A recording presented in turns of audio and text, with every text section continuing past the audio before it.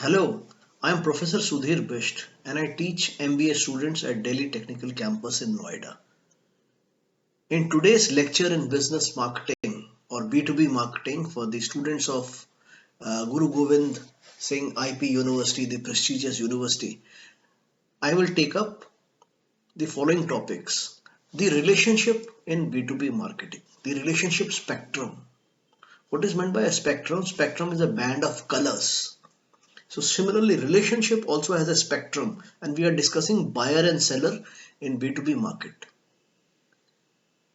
So we will see that from transactional exchange to a collaborative approach, what is the spectrum? We will also discuss various type of exchanges with the business buyers. Interesting topic of what is meant by cost to serve a customer. Some customers have low cost of servicing and some customers have high cost of servicing. So understand what is meant by cost to serve customers.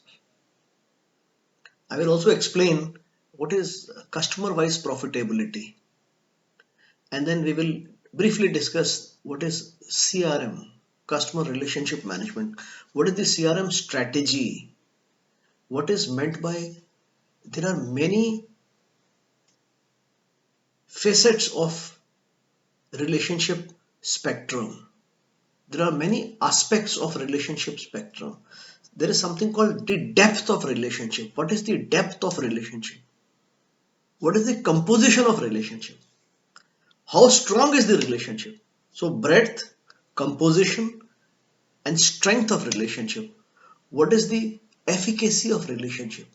Efficacy means efficacy means the efficacy means the ability to bring about a desired result. So efficacy is not to be confused with efficiency. Efficacy, like we say vaccine efficacy is 70% or 60%. Efficacy is the ability to produce desired results. That is what efficacy. So if there is a relationship, what is the efficacy of relationship? Huh? See how scientific B2B or how scientific marketing management has become. Since I studied marketing management in 1987, we will also discuss some uh, relationship marketing programs, RM programs, social programs, some other programs. So this is what we will cover in this video today.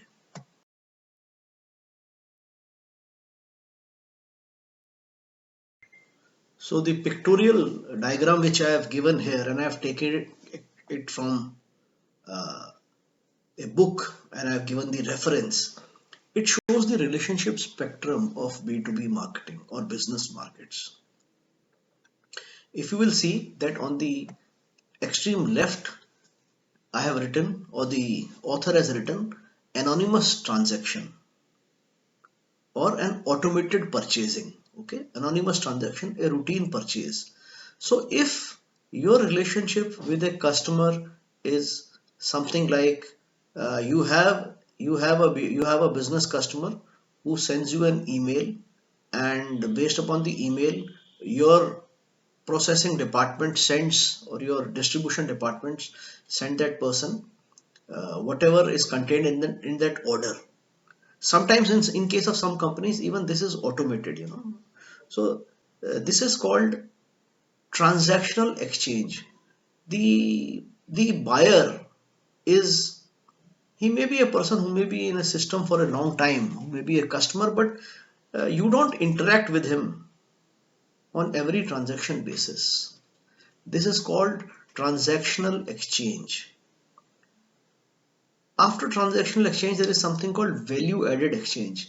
This is one step more refined than transactional exchange, in which the buyer also, in every transaction, buyer seems to be perceiving that you are adding value to the his company or the client company. And on right is collaborative exchange. In collaborative exchange, there is complete collaboration and integration of supplier. So if you are the one supplier, so integration between you and your customer or your channel partner, whatever it is. So basically, what is relationship marketing? If we divide relationship marketing into various components, we can say that relationship marketing is directed towards establishing a relationship, initiating a relationship, establishing it. After the relationship is established, initiated and established, then developing that relationship. And you don't stop at developing the relationship. You need to maintain that relationship, isn't it? You need to maintain that relationship. And in a relationship, there are exchanges. So the exchange has to be successful.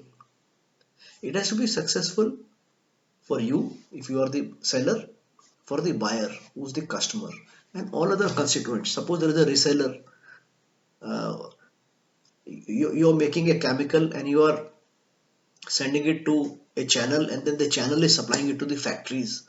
So it should be successful exchange. Okay. So nurturing and managing customer relationship, it has become a strategic priority for all companies.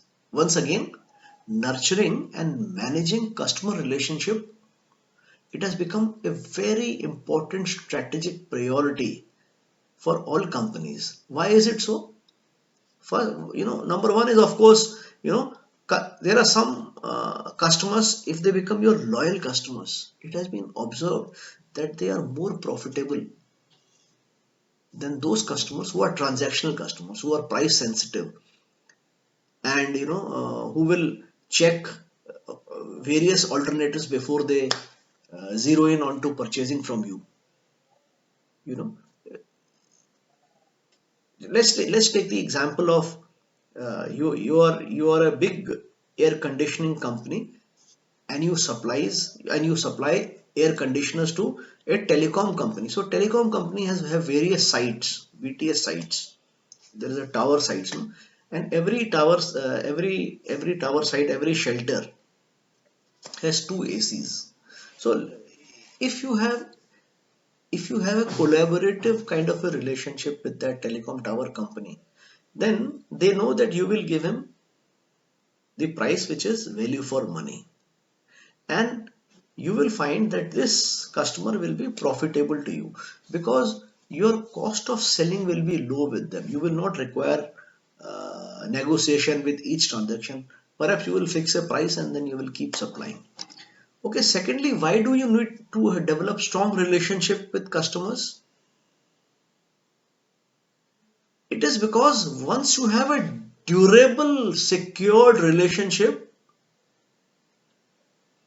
it becomes very hard for your competitors to replace you. It becomes very hard for the competitors to replace you. I am basing my today's most part of my today's lecture, from the book called B2B Marketing, a South Asian Perspective, by Hurt and Michael. And you can buy that book, and it is explained in that book very beautifully. Okay. No, now if you see what is meant by a transactional exchange. A transactional exchange, it centers on timely exchange of basic products in a highly competitive market. I have explained to you there is something called transactional exchange, then value added exchange, and collaborative exchange. In transactional exchange, the emphasis is on timely exchange between seller and buyer of basic product. Transactional exchange normally is seen in products where the product differentiation is very little.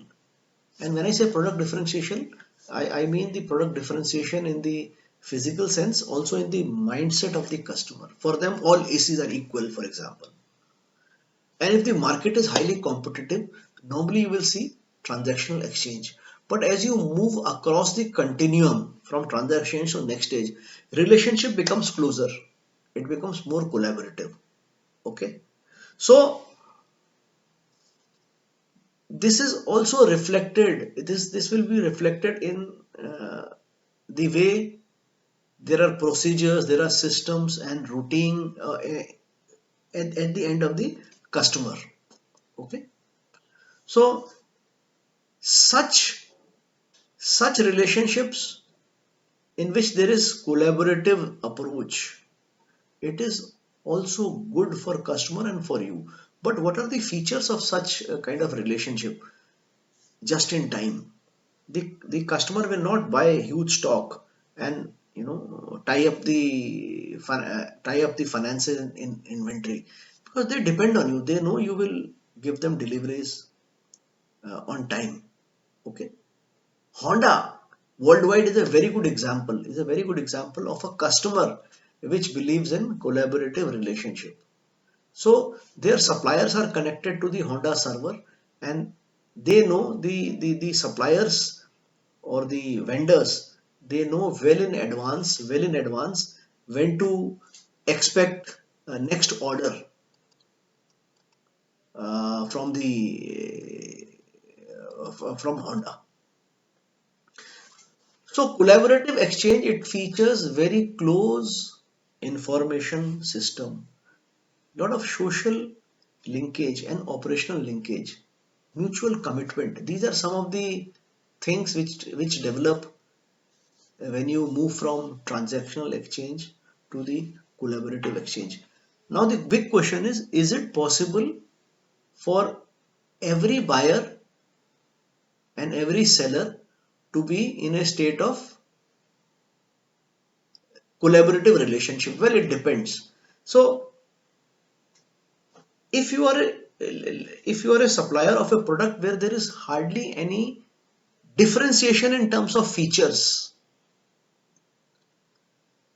then how do you move from transactional exchange to collaborative exchange? Let us say uh, there is a factory which purchases lot of engine oil. Okay, it purchases lot of engine oil, and who are the suppliers of engine oils? The supplier of engine oils are many of the fuel stations or the retail outlets or the petrol pumps in the vicinity. The brands are the same, the price is the same, because the fuel stations, they sell at MRP. So here, how can you move from transactional exchange to collaborative exchange? These are the challenges, and yet in such situations you can move from transactional exchange to collaborative exchange. Let me explain how. You can extend credit facility.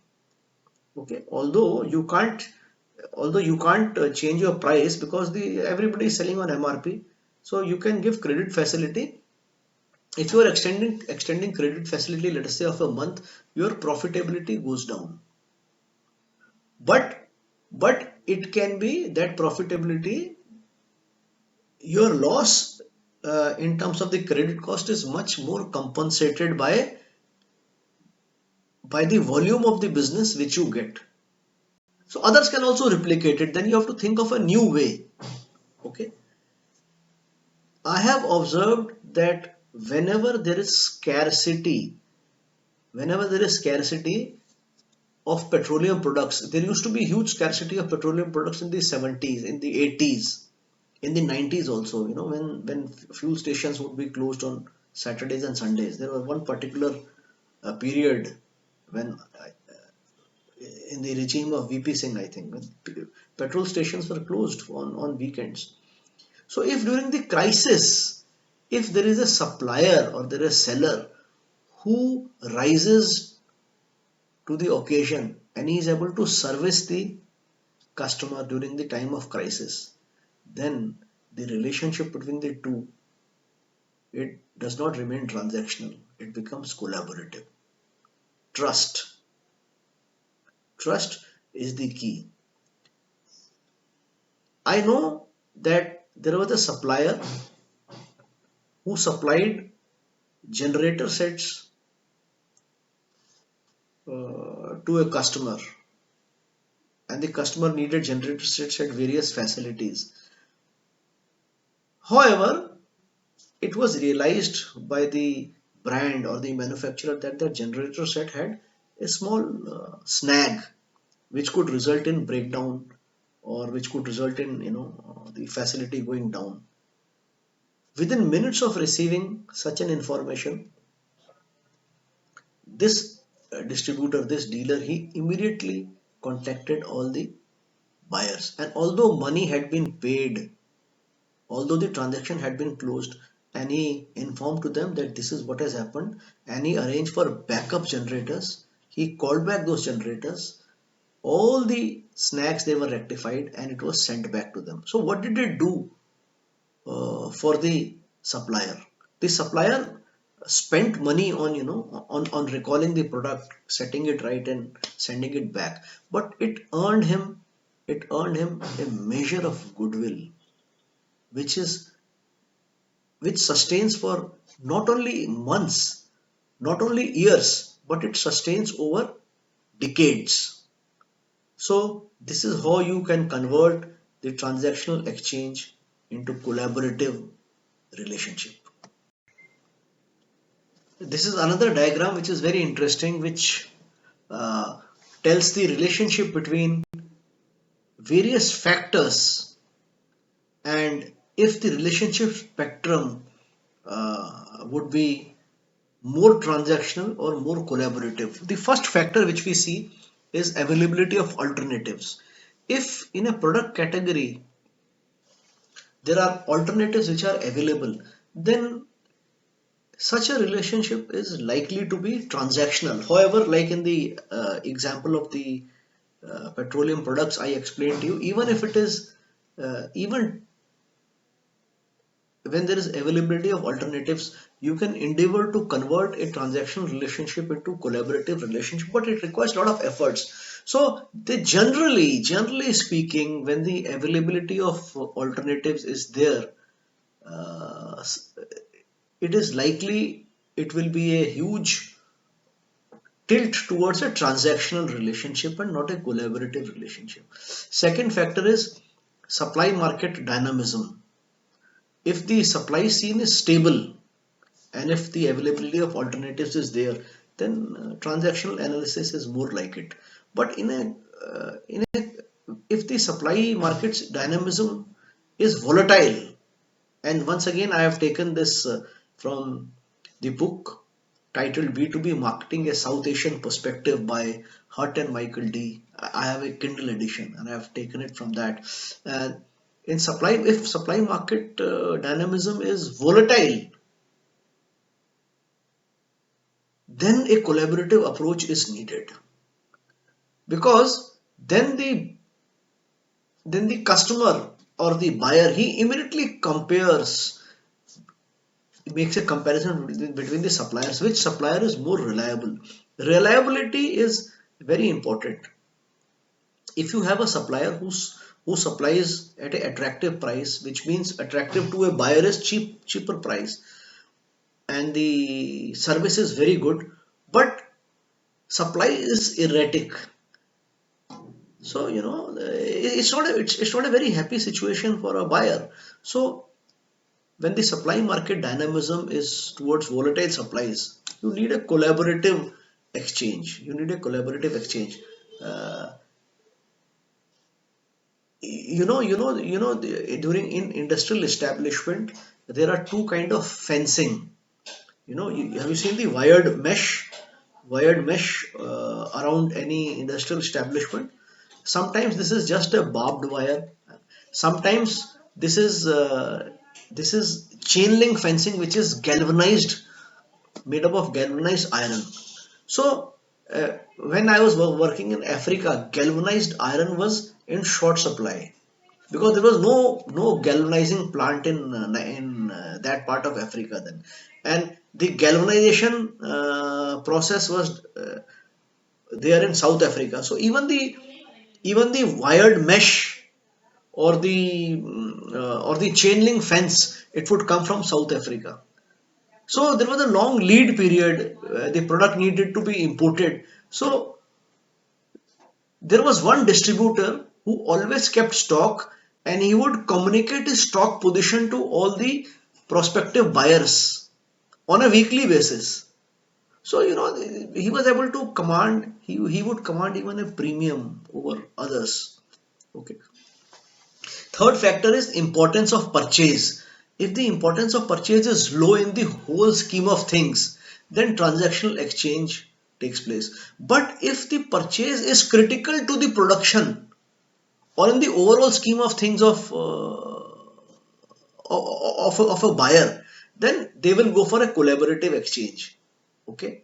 So think of a critical component. Think of what is happening in India today. There is an acute shortage of chips, and it will reduce the production of the car companies by 20 to 25%. So there is demand, but there is no supply. Perhaps it also points to the fact, of course, there is a general shortage of chips worldwide because of the pandemic, but it also points out to the fact that there was no collaborative relationship with the chip suppliers. So, importance of purchase. Then comes complexity of purchase. Very important. There is a difference between importance of purchase and complexity of purchase. If the purchase involves only local purchase, it is not so complex. But if the purchase involves buying from a government agency, then it's a complex process. And suppose that that is something, the material which you want to purchase from a government agency has a due process and a long process, then the purchasing becomes complex. Similarly, if you need to import something, importation is, although it's not a complicated process, but the complexity is slightly more than buying from a local vendor. So if the process is complex, then collaborative exchange is recommended. Okay. If the process requires continuous flow of information, then also a collaborative exchange is preferred. But if it does not require an information exchange, continuous flow of information, it is low. Like I said, in case of importation, normally if you are importing in West Africa from Sri Lanka, okay, then you need to know the ship movement, then you need to know that the consignment has landed at the port, then it is getting cleared. Okay, information exchange. Then operational linkages, extensive. What is meant by operational linkages? At how many points the supplier or the seller, okay, needs to touch base with the intermediaries and with the customer. Operational linkages. And suppose there is a supplier,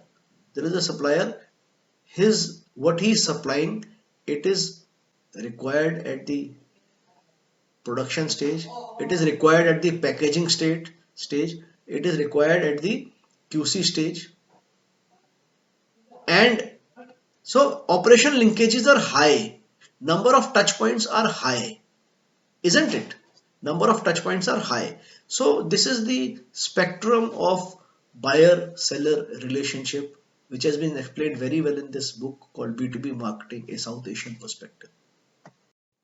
This is a very interesting illustration. It is called the whale curve illustration, and I've taken it from the same book, B2B Marketing, a South Asian Perspective.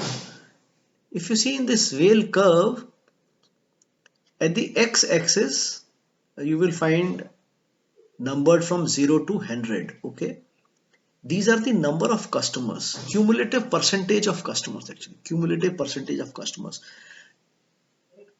On the extreme left is most profitable customers, okay, and on the extreme right is least profitable customers. Okay, on the y-axis it is the cumulative profits. So as you see in this curve, there are 20% customers, top 20% customers, who give 175% of profit of your company. I will also explain how can it be 175, because you will say profits cannot exceed 100%, but I will explain to you why.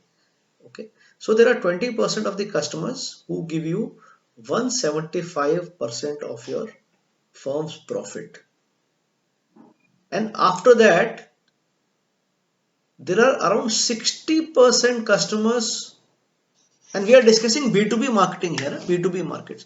There are 60% customers who are break-even customers. They are no profit, no loss customers. Okay, and then there are 20% customers at the bottom who are least profitable customers, and these customers lose 75% of your total profit. Okay, so 20% customers, they produce 175% of your profit. 60% customers, they are break-even customers. They don't give you profit, but they don't give you a loss either. And then there are 20% customers who give you 75% of the loss. So 175 minus 75 becomes 100%. So this is how, and this has been adapted from Robert S. Kaplan and V.G. Narayanan in an article Measuring and Managing Customer Profitability, which was published in the Journal of Cost Management in 2001. This kind of a customer analysis has to be done by all companies which are in B2B. You must identify who are your top 20% customer who are giving you maximum profits. Who are the customers with whom you are breaking even, and who are the customers who are making a loss. So what is the significance of understanding this? The significance is that you must try to convert customers who are making losses into break-even customers, and customers with whom you are breaking even, you must try to convert them into profit-making customers. And the customers who are giving 175% of profit, you must hold on to them. You must uh, think all the time of retaining these customers, because these are the customers whom your competitors are also eyeing, and eyeing very lustily. They want these customers from you, profitable customers. So this whale curve illustration has a benefit that it will give you a breakup of your customers, or rather a breakdown of your customers. Who are the customers, and there could be customers you may want to eventually leave, because if you feel if you feel that you have reached a dead end with that customer, and it is very difficult to for that customer to be retained, because it is giving you losses after losses after losses after losses, and there is no hope of making a future making transactions with him which will ever result in gains. You need to shed that customer. How to shed that customer? You cannot just stop to servicing him, but sometimes you raise price with such a customer.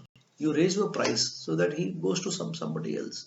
So this is whale curve illustration. It's a very beautiful way of analyzing customer wise profitability. So what are the characteristics of customers, who are costly to you? What is meant by costly to you? Customers who are high cost to serve customers, and there are customers who are low cost to serve customer. Let me explain it like this. Suppose there is a customer who writes to you, and he asks you for a product which is already there in your inventory, and he says he is sending his truck also to pick up that product from your factory or from your warehouse. Is a low cost to serve customer. Why? Because you have something which is already in your stocks. The customer is sending his truck for a pickup, and he's paying cash to you, or he's coming with a demand draft, or he's transferring the money. So such customers will be low cost to serve customer. What will be high cost to serve customer? If a customer wants a custom built thing from you, suppose you are selling you're selling a kind of a uh, electronic component, and let us say you're selling rectifiers, but the size of rectifiers, or the capacity of that rectifier which you normally produce and which you normally stock, the customer wants something over and above that.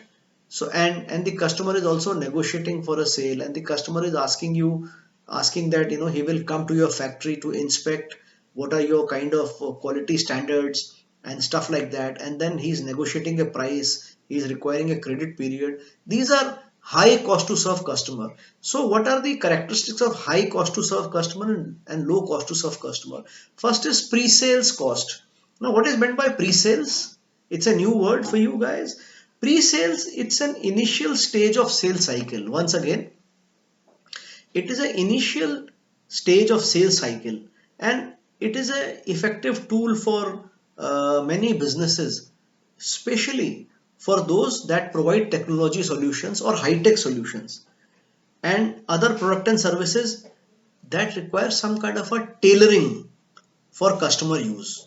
Okay, so pre-sales is generally in technology solution companies, or which require some kind of a tailoring which is not available off the shelf. Such companies, such buyers need to be looked after by a pre-sales team.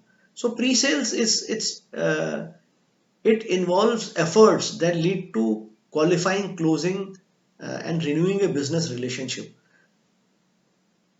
It is not that the pre-sales guys close the sales. No, but pre-sales guys, they study the exact need of the customer, and then they discuss the solution which will help the customer. But they don't front end the sale. Eventually, relationship management with the customer, price negotiation, final presentation is done by sales team. So this is the difference between pre-sales and the sales team. Pre-sales teams are as important in when you are dealing with high technology solutions as the sales team, but pre-sales team has limited interface with the customer, and the guys who really close the deal and who deal with the emotive side of the customer, they are the salespeople. So in case of high cost to serve customer, extensive pre-sale support is required. But in case of low cost to serve customer, limited pre-sale support is required.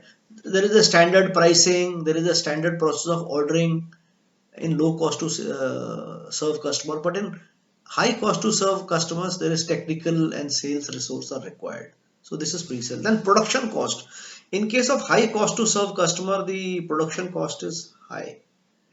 Why? Because the products are not off the shelf products. The customer orders custom products. Also, the quantity is small quantity, whereas in low cost to serve customer, the quantity is large order quantity. The ordering pattern also in high cost to serve customer is unpredictable. Sometimes they will, there is no pattern to it really, there is no ordering pattern. So it can be, it can be on and off. Normally the processing of order is manual. It's not electronic processing. Now let's come to the delivery cost. The high cost to serve customers, they demand immediate fast delivery. So once again, if you have a collaborative approach with a high cost to serve customer, you can make life easier for your logistics people, because otherwise the customer will demand the product yesterday, isn't it? So in low cost to serve customer, the delivery cost is standard. Let's now come to the post sale service cost. In case of high cost to serve customer, the post sale cost, the service cost, they require extensive support. So if you are supplying an excavator to a construction company, they will require extensive post sale support. They will require service of the equipment at their site. So if you have a very high capacity generator which runs on furnace oil, so they can't dismantle the generator and send it to your plant for service. You have to deploy your service engineers, right? Then there are installation costs are very high in high cost to serve customer. Installation cost, maintenance cost, routine technical support. In low cost to serve customer, this is limited. There are very limited post sales required. Like you're selling a motorcycle, a 100cc motorcycle to a customer, or you're sending buses, you're sending trucks to fleet owners. and the trucks can be serviced. The trucks can be sent to your service stations for servicing. And outside the warranty, normally the fleet owners don't even send the trucks for routine services outside. They have their own in-house garages. So this is the difference between high cost to serve customer and low cost to serve customer. As is evident, if there is high cost to serve customer, you need to have a greater sales force, a more skilled sales force. You need to have a pre-sales team also. Okay, your logistics has to be top class, because you will need a collaborative approach to manage this customer. So I hope this explains very well the characteristics of low versus high cost to serve customers.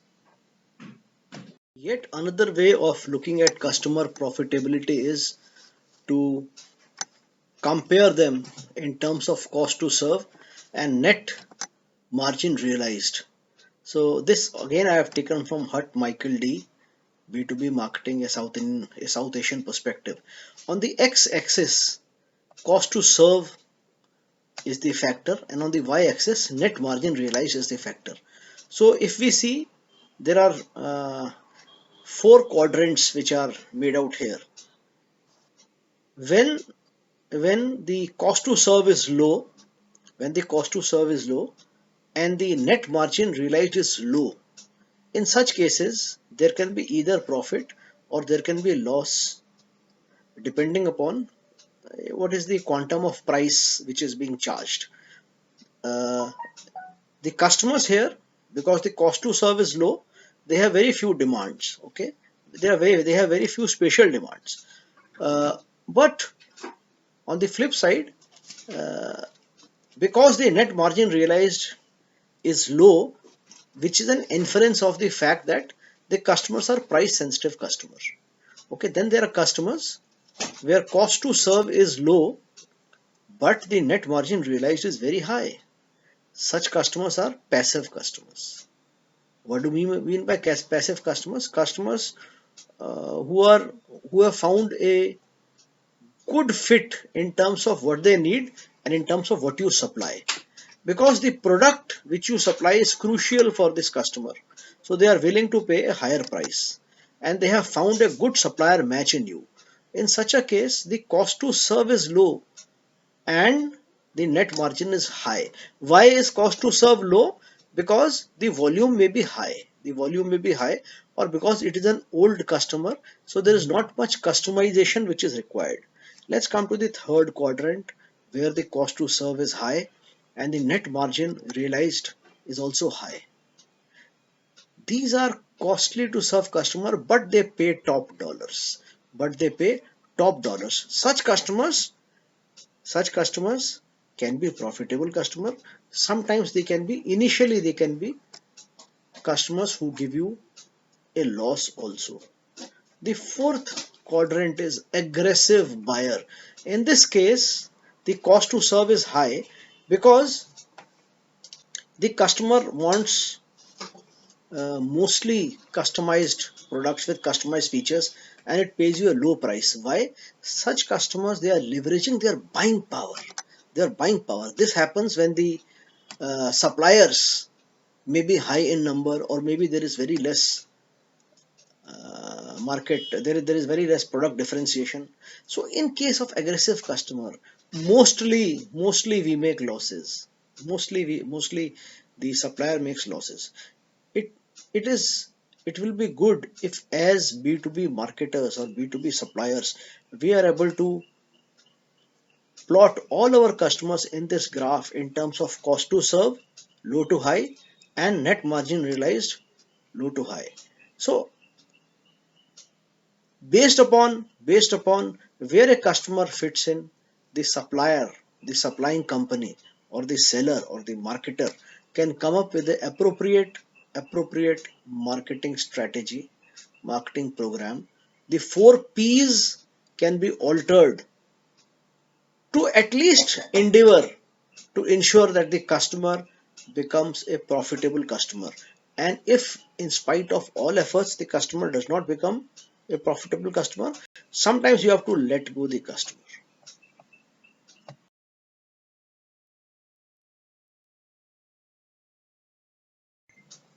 We now come to the very important topic of CRM, or customer relationship management. So customer retention, as you know, has always been crucial to success in the business market. If you are able to retain customers, you are likely to succeed. And while you are acquiring new customer, but at the same time, if you are losing your old customers, then you are not in the business.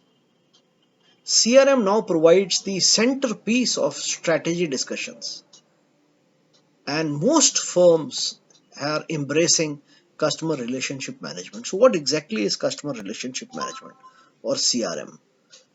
CRM actually is a cross-functional process. So first of all, we have to understand that CRM is a cross-functional process which cuts across not just sales or finance, but also across marketing, across HR, across top management. What does it aim to achieve? What does CRM aim to achieve? I think we can divide this into, or we can classify this into four parts. One is CRM aims to achieve continuous dialogue with customers. Dialogue does not only mean face to face dialogues, it means interaction on a continuous basis, on a real time basis, being with the customer when the customer requires you most. And even if the customer does not require you, you are all the time thinking about how to make the value proposition for the customer more and more attractive. I think the second point which CRM aims to achieve is it wants to touch the customer across all contact and access points. So it is not just the buying or the procurement department of the customer, or the or the buying entity, but you are able to understand and realize how is your product or service impacting the user, people who are related to the user, to the buying organization as a whole. CRM also aims at giving personalized treatment personalized treatment to the most valuable customers. CRM differentiates between categories of customer. It knows what is the cost of acquisition of the customer, how profitable a customer is. Sometimes a seller may be doing a transaction in which he may be incurring a loss, but this is because the customer has been generally generally a profitable customer to the seller, and although in this transaction the seller is making a loss, but the seller is hopeful that in the future transactions the customer will be able to recoup these losses. CRM's final objective, I think, it is to ensure customer retention, and also CRM ensures effective delivery of all market initiatives. So once again, first is to continue dialogue with the customers, to touch the customer across all the contact points and access point, to give personalized treatment to the most valuable customers, and to ensure customer retention and delivery of all marketing initiatives. To meet these business challenges, or to meet these challenging requirements, business firms, all business firms in fact, whether they are big or small, they are making substantial investment in CRM systems. So it includes enterprise software applications, and this enterprise software application, they integrate sales, marketing, customer service information. Everything is done to improve service and retain customers. CRM system, it synthesizes information from all of companies contact points or touch points, as I said earlier.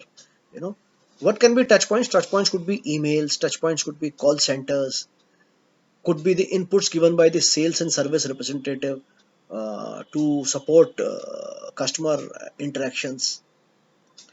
So sales personnel, call center personnel, web managers, resellers, customer service representative, all have same real time information on each customer.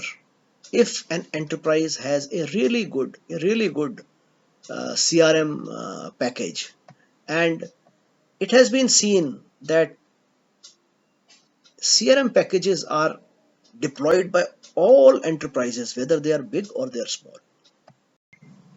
So, how to create a customer relationship management strategy? First of all, you have to devise what are these priorities of CRM. Some of the top priorities are acquiring the right customer. That means you have to identify your most valuable customer.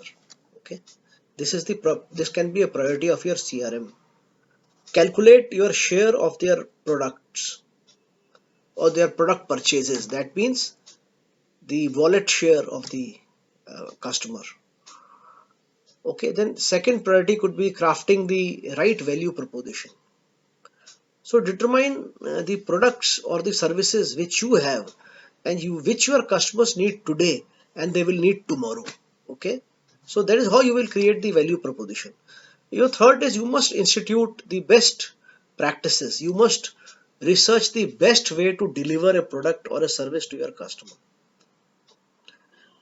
Fourth is your CRM strategy should motivate employees. It should identify the tools your employees will need to further customer relationship. Each You have to earn employer loyalty by investing in the training and development of that employee. And CRM must its very high priority should be to retain customers. Understands why customer defect to your rivals or where do they leave you and go to the alternatives which are available. You identify the synergies of your competitors and you try to incorporate these strengths in your own company. So these are some of the CRM priorities. In the same vein, we can talk about uh, you know uh, how CRM technology can help us. It helps us analyze customers' revenue and cost data. Okay, and it helps us by identifying which are the current high value customers and future high value customers. Why is this required? Because you have to target your marketing communication to high value customers. You can capture relevant product and services and service behavior data from the customer transactions. You can create new distribution channels. You can develop new pricing models by using CRM technologies. And CRM helps you process all transactions faster. It helps you provide better information to your customer contacts. CRM helps you manage logistics and supply chain more efficiently. Then in terms of motivation to employees, you can align your employee incentive and performance measures based upon the output which the CRM packages gives you. CRM technology will help you to track when is customer defecting to rivals and what can you do to improve these retention levels. It can also help you to track the satisfaction level of customer. So CRM technology today is a must for organizations big or organizations small.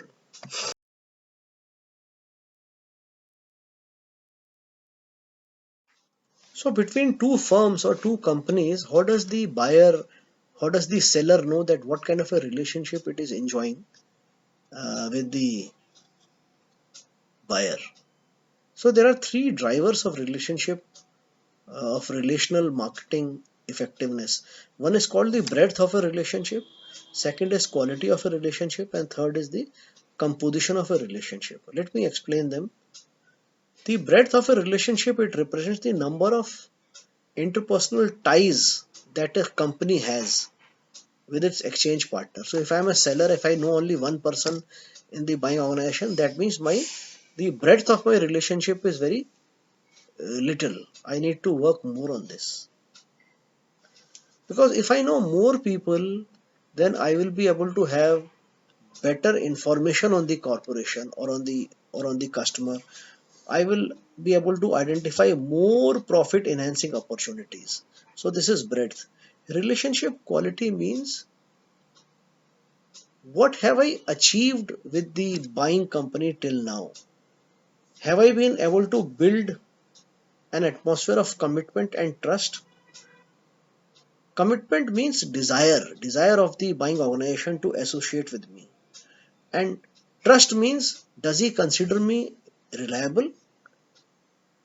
Does he think that I have high integrity? So this is called relationship quality. So if the relationship breadth is high and relationship quality is high, it leads to high relationship strength. What is meant by relationship strength? Relationship strength represents the ability to maintain a relationship during the times of stress, during the times of conflict. So if I know many people in the buyer organization, and if I think they think I am committed and then they have trust in me, then that means my relationship strength is strong. During the time of conflicts, during the time of scarcity, during the time I am not able to live up to their expectation, they will still not replace me easily. This is meant by relationship strength. Third driver is relationship composition. Relationship composition means the contacts which I have in the buying company, what are the levels of these contacts? Okay, are these people in high places, or they are just at places where they have no role in making a final decision? If the people whom I know as a seller, if they are people with great authority, then I have more chance of succeeding, more chance of succeeding. So if the relationship composition is good and the relationship quality is high, this will lead to relationship efficacy, which efficacy means it will be able to bring desired result for my company as a seller. So please remember the three parameters: the breadth of relationship, which means how many people I know in the organization where I'm selling. Relationship quality, this means that there are elements of commitment and trust in one another. And relationship composition, which means that the people I know or the contacts I have, they have solid standing in that organization. They are not people of straw, but they are men of consequences. So once the selling company or the selling organization or the marketing organization is able to identify these things, it can forge a strong alliance which can lead to a win-win situation for the seller and buyer. This is what leads to collaborative strategic relationship between the seller and the buyer.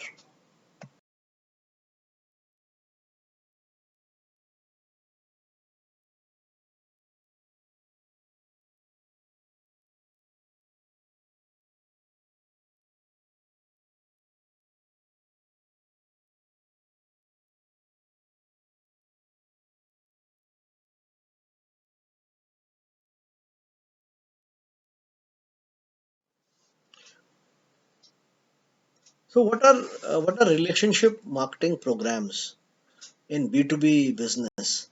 You can divide relationship marketing programs into three categories.